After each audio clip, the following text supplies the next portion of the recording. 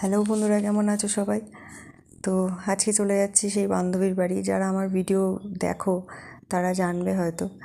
তো অনেক দিন ধরেই ডাকছিল আসার জন্যে, তো সেদিনকে বেরিয়ে গেছিলাম। আকাশটা ভীষণ মেঘলা করেছিল, এই যে লঞ্চে উঠে পড়েছি। তো যেতে যেতেই হঠাৎ বৃষ্টি নেমে গেল বলে আর ভিডিও সেরমভাবে করতে পারিনি। মারাত্মক বৃষ্টি হয়েছে। তো এইসব করতে করতে পৌঁছেও গেছি, ওর বাড়ি বেশি দূর নয়।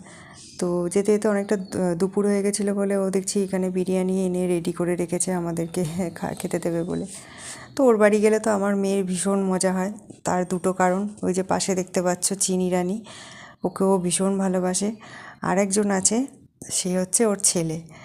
সে এত মিশুকে ছেলে একটা, এত মিষ্টি, কিন্তু একটু দুষ্টু।